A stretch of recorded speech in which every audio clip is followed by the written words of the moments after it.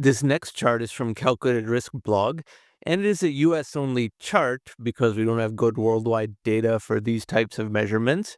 But it reveals something very fundamental about economic progress and technological progress, something that is a very robust indicator that transcends many other less important indicators. And that is what percentage of personal consumption expenditures, PCEs, are devoted to energy goods and services. So everything from gasoline costs to electricity bills to other energy services that a household might pay for. Now remember, personal consumption expenditures are a subset of income. If this were a percentage of income, the decline would be even sharper because income is exceeding personal expenditures to a degree that was not possible many decades ago. More people actually have enough income to have savings to at least a greater degree than before. And that's why net worth per capita is rising.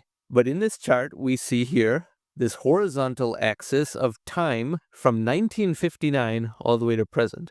So a very long-term time horizon. And as you move rightwards, time moves forward, gets closer to the present. And in this vertical axis, we have the percentage.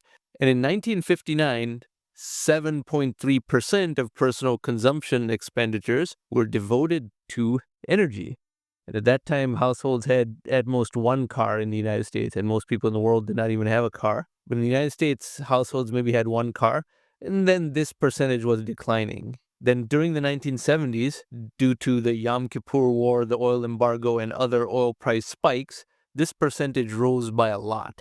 It went to a very high level, 9.5% for a short while, and there were gasoline lines in that era, and then it fell very quickly, and then continued to decline on this trend. And as you can see, this long-term trend is towards a continuously declining percentage. During the 2000s, there was also a rise because of all the peak oil fears. But then that fell back down too, because now technology has advanced to a point that there is continuous pressure to have all energy commodity prices decline and for substitution and a ramp up of alternative energy sources such as wind and solar. And recently, we were at an all-time low at about 3.3%, which would seem extremely impressive to anyone from the 1960s and certainly from the 1970s and 80s. And yet this rise from 3.3 to 5%, which was itself a record low in the late 1990s, created disproportionate hysteria about hyperinflation, and it's already falling back down quickly. But the people who want to push an inflation narrative, most notably conservatives and libertarians in the US, who you think would be happy about this long-term trend, instead want to fixate on the brief rise, which is very, very underwhelming compared to these historical trends,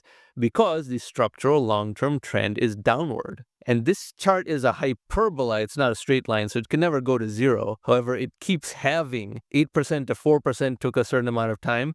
4% to 2% is another halving, and therefore a similar magnitude of improvement as would be 2% to 1%. We will quickly get to the point where energy consumption as a percentage of personal consumption expenditures is very, very little and beneath the noise level, independent of what the media might want to say. The way things are going, we will eventually be at a point where this is down to 1%, and then a rise from 1% to 2% will cause incredible hysteria about hyperinflation and a claim that we have had hyperinflation for the past 500 years or whatever.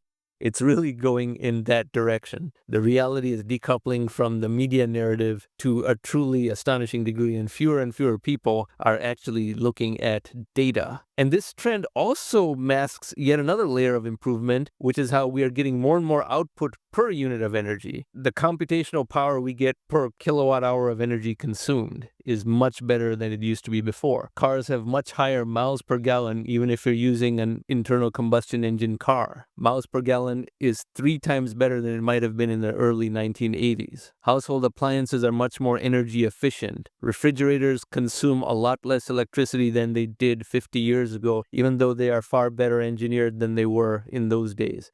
All of those improvements are not even captured. If an American from 1959 could look at the American household of 2023 and evaluate that based only on energy consumption as a percentage of income, as well as the type of devices in the home that are consuming energy, they would find 2023 to be extremely futuristic relative to what they're accustomed to from 1959. But pessimism sells, And that is why that is what you see in the media. But this chart reveals quite the opposite. And it is a data point that anyone interested in futurism, in finance, and in prosperity gains and economic progress should be tracking closely. And this is one of the charts that I do feature frequently on this channel.